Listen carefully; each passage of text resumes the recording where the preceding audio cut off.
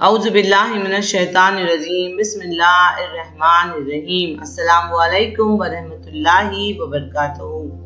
मेरे YouTube channel अगली तकलीम में आप सबका खैर मकदम है। मैं अपना फन दिखाता हूँ, तू अपना फन दिखा। मैं अपना फन दिखाता हूँ, तू अपना फन दिखा। वतुइज़्ज़ु मन तशा वतुज़िल्लु मन तशा।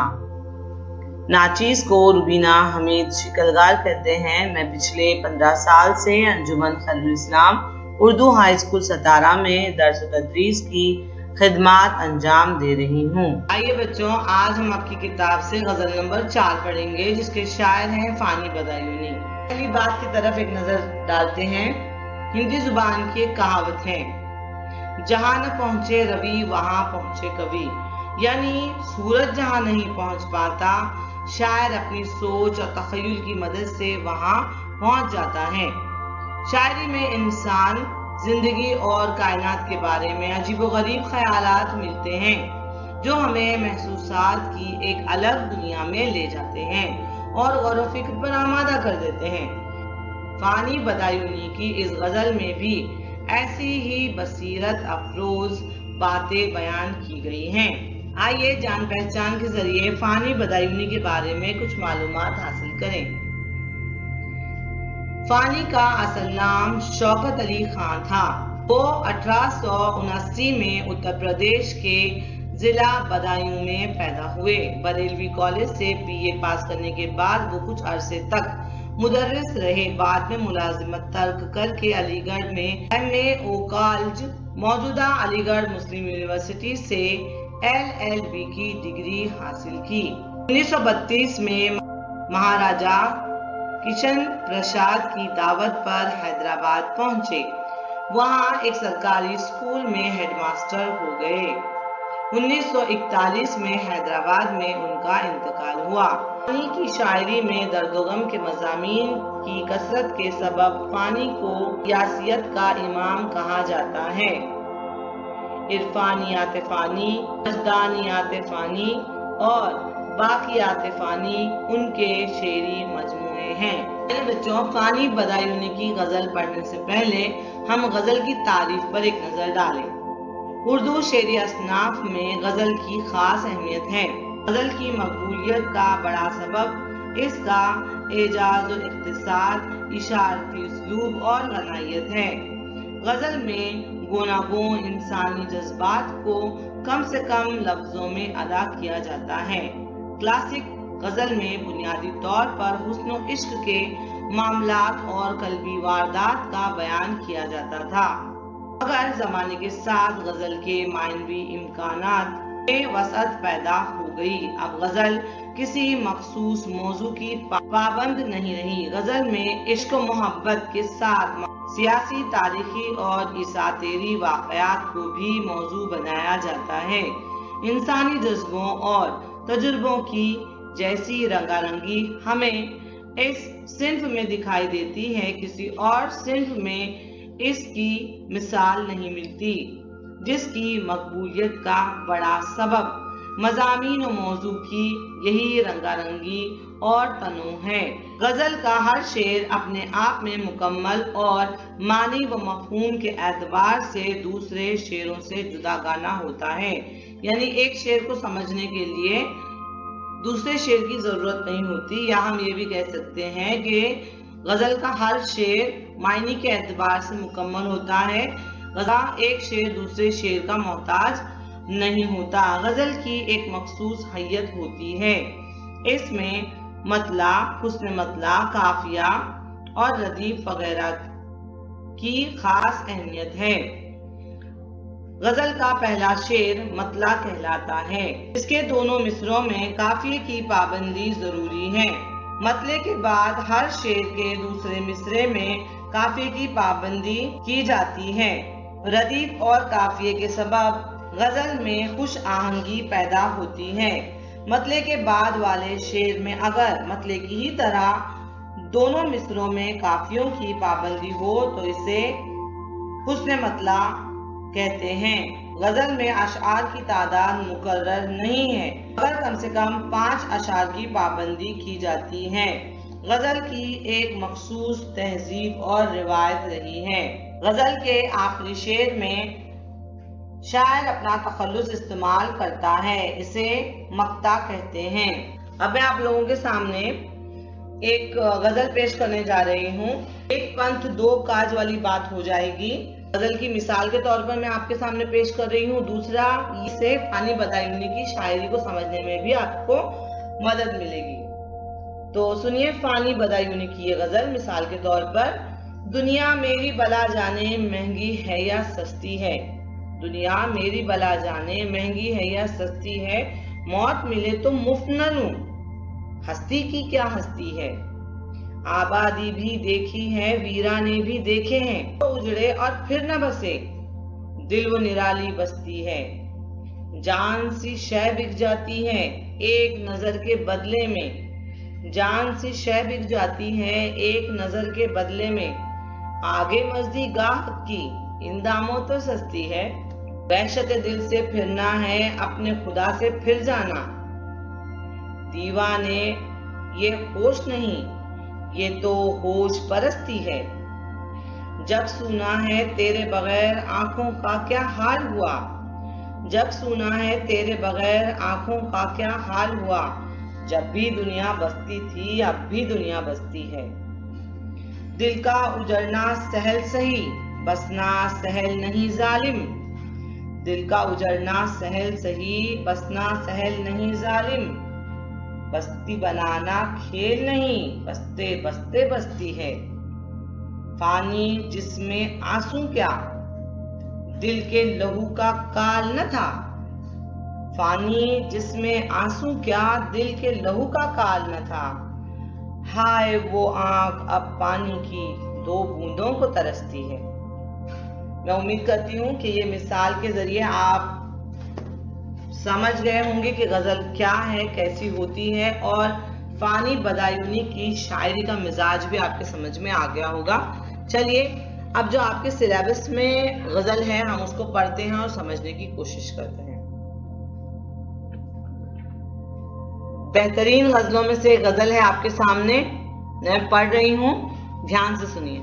خلق کہتی ہے جسے دل تیرے دیوانے کا، ایک گوشہ ہے یہ دنیا اسی ویرانے کا، ایک معمہ ہے سمجھنے کا نہ سمجھانے کا، ایک معمہ ہے سمجھنے کا نہ سمجھانے کا، زندگی کاہے کو ہے خواب ہے دیوانے کا، زندگی بھی تو پشیماں ہے یہاں لا کے مجھے، زندگی بھی تو پشیماں ہے یہاں لا کے مجھے، ڈھونڈتی ہے کوئی ہیلا میرے مر جانے کا، تم نے دیکھا ہے کبھی گھر کو بدلتے ہوئے رنگ، تم نے دیکھا ہے کبھی گھر کو بدلتے ہوئے رنگ، آؤ دیکھو نہ تماشا میرے غم خانے کا، دل سے پہنچی تو ہیں آنکھوں میں لہو کی بوندیں، دل سے پہنچی تو ہیں آنکھوں میں لہو کی بوندیں، سلسلہ شیشے سے ملتا تو ہے پیمانے کا، ہر نفس عمر گزشتہ کی ہے میت فانی، ہر نفس عمر گزشتہ کی ہے میت فانی، زندگی نام ہے مر مر کے جیے جانے کا۔ بہت اچھی غزل ہے، چلیے سمجھنے کی بھی کوشش کرتے ہیں۔ خلق کہتی ہے جسے دل تیرے دیوانے کا، بہت اچھا دعویٰ کیا ہے شاعر نے پہلے ہی شعر میں۔ شاعر فرماتے ہیں کہ دنیا جسے دل کہتی ہے تیرے دیوانے کا، دنیا جسے کہتی ہے دل تیرے دیوانے کا، یعنی یہ دنیا جسے دل بتا رہی ہے تیرے دیوانے کا، یعنی دنیا مجھے پاگل سمجھتی ہے اور میرے دل کو ایک ایسی جگہ سمجھتی ہے جہاں پہ کچھ بھی ٹھیک نہیں ہے، دنیا جسے کہتی ہے، خلق کا مطلب ہوتا ہے لوگ، یہ دنیا جسے دل کہتی ہے یہ دیوانے کا، دیوانے کے دل کا کیا بھروسہ ہے، کچھ بھی نہیں ہے۔ تو شاعر یہ دعویٰ کر رہے ہیں کہ یہ جو دل کہہ رہی ہے دنیا جسے دیوانے کا دل بتا رہی ہے جسے دنیا، وہ کیا ہے، ایک گوشہ ہے، ایک کونا ہے، یہ دنیا اسی ویرانے کا، یہ جو میرا ویران دل ہے غم سے، مصیبتوں سے، غم کا، مصیبتوں کا مارا ہوا جو میرا دل ہے، یہ جو دنیا ہے نا، وہ دنیا اس دیوانے کے دل کا ایک گوشہ ہے، ایک کونا ہے. یعنی دیکھو، شاعر نے اپنے دل کو اتنا وسیع بنا لیا ہے، اتنا بڑا بنا لیا ہے کہ اس کو دنیا کے غم، مصیبتیں، جس طرح سے لوگوں نے اسے ستایا ہے، یہ ساری چیزیں ایک ہی شعر میں شاعر نے بے معنی کر دی ہیں. یہ دنیا مجھے دیوانہ کہتی ہے، بلکہ یہ دنیا خود میرے اس ویران دل کے گوشے کے برابر ہے اور کچھ نہیں ہے. اب اگلا شعر دیکھتے ہیں. ایک معمہ ہے سمجھنے کا نہ سمجھانے کا. جیسے اس غزل کی شروعات میں کہا گیا ہے کہ جہاں کوئی نہیں پہنچ سکتا، جہاں سورج بھی نہیں پہنچ سکتا، وہاں پر شاعر پہنچ جاتا ہے. ویسے ہی ایسی دور کی کوڑی لے کر آ رہے ہیں شاعر جو ہم سوچ بھی نہیں سکتے، جو کوئی سوچ نہیں سکتا. ایک معمہ ہے سمجھنے کا نہ سمجھانے کا. معمہ مطلب پہلی. تو یہ زندگی کیا ہے؟ ایک معمہ ہے، ایسا معمہ جو سلجھایا نہیں جا سکتا،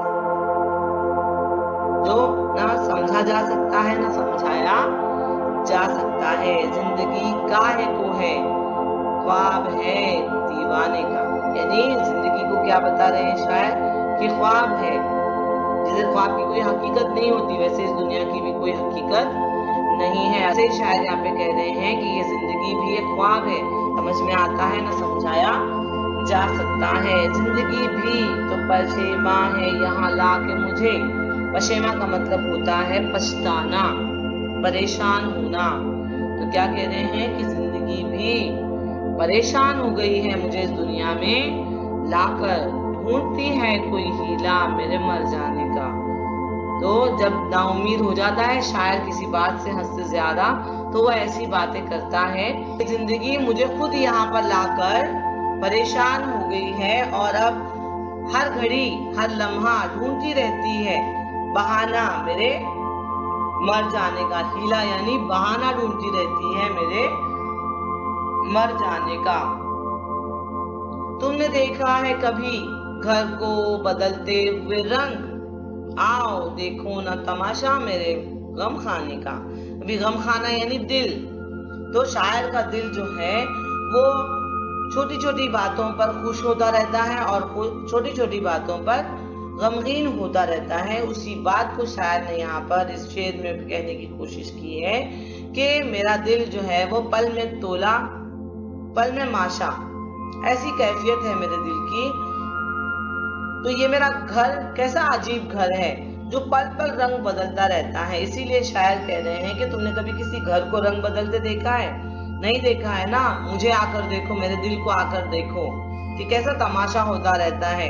کبھی میں خوش ہو جاتا ہوں، کبھی میرا دل خوش ہے تو میں خوش ہو جاتا ہوں، اور کبھی اگر میرا دل ناخوش ہو گیا تو میں بھی مایوس ہو جاتا ہوں. دل سے پہنچی تو ہیں آنکھوں میں لہو کی بوندیں، دل سے پہنچی تو ہیں آنکھوں میں لہو کی بوندیں، سلسلہ شیشے سے ملتا تو ہے پیمانے کا. اب یہاں پر شاعر نے بڑی خوبی کے ساتھ آنکھوں کو پیمانے سے اور دل کو شیشے سے مشابہ بتایا ہے، ایک جیسا بتایا ہے. تو کیا کہہ رہے ہیں شاعر کہ جو آنکھوں میں میرے آنسو آئے ہیں تو وہ کیا ہے؟ دل سے آنکھوں تک میرا لہو پہنچا ہے پانی کی شکل میں. اور آگے فرماتے ہیں کہ چلو سلسلہ شیشے سے ملتا تو ہے پیمانے کا. یعنی میرے دل کو اگر تکلیف ہوتی ہے تو میرے آنکھیں بھر آتی ہیں. تو یہ تو سلسلہ ہے، شیشے سے پیمانے کا جیسے ہوتا ہے ویسے ہی یہ سلسلہ ہے. ہر نفس عمریں گزشتہ کی ہے میت فانی، زندگی نام ہے مر مر کے جیے جانے کا. شاید اس شعر میں یہ فرماتے ہیں، یہ کہنا چاہتے ہیں شاعر کہ زندگی کیا ہے. ہم جیسے ہماری زندگی سے ایک دن گزرتا ہے تو شاعر کہہ رہے ہیں کہ ہر روز जैसे दिन गुजरता है तो गुजरी हुई उम्र की मौत हो जाती है, जो गुजरा हुआ दिन है उसकी मौत हो जाती है, उसकी मैयत हो जाती है। यानी हमारा जो भी वक्त गुजर रहा है वो खत्म हो रहा है। यहाँ शायर ने अपना तखल्लुस इस्तेमाल किया है। ये गजल का आखिरी शेर है और मक्ता है। शायर इस शेर में फरमाते हैं, इस मक्ते में फरमाते हैं कि जिंदगी का हर वो पल जो हमने गुजार दिया है, तो ये जिंदगी हर गुजरे हुए वक्त की, गुजरी हुई उम्र की मैयत है और कुछ भी नहीं है। तो अगर देखा जाए तो जिंदगी क्या है? जिंदगी तो बस नाम है मर मर के जिए जाने का। ऐसा इसलिए कह रहे हैं शायर क्योंकि जिंदगी एक पूरी उम्र गुजारने के बाद भी बहुत सारी चीजें ऐसी होती हैं कि जो हम हासिल नहीं कर पाते। बहुत सारी ख्वाहिशें ऐसी होती हैं हमारी जो हमें मिलती नहीं है, हमारी पूरी नहीं होती हैं ख्वाहिशें। हमारी ख्वाहिशों को मार देते हैं और उम्र यूं ही गुजर जाती है। इसीलिए शायर कह रहे हैं कि जिंदगी क्या है? मर मर के जिए जाने का नाम है। मैं उम्मीद करती हूँ कि आपको ये गजल समझ आई होगी और आपको इसकी तशरीह करने में कोई परेशानी नहीं होगी। अब तक आप लोगों ने मेरे वीडियोस को देखा, मेरे काम को सराहा, मेरी कोशिशों को पसंद किया, इसके लिए आप लोगों का बहुत बहुत शुक्रिया। आपकी पसंदगी ही मेरी हौसला अफजाई है। आगे भी अपनी इनायतें, अपनी मोहब्बतें मुझ पर और मेरे चैनल पर इसी तरह बनाए रखिए। मेरे वीडियोस को देखते रहिए, शेयर कीजिए, मेरे चैनल को सब्सक्राइब कीजिए और बेल आइकन दबाना बिल्कुल मत भूलिए ताकि मेरे नए नए वीडियोस आप तक पहुंच सकें। मेरे साथ बने रहने के लिए, मेरे वीडियोस देखने के लिए बहुत बहुत शुक्रिया।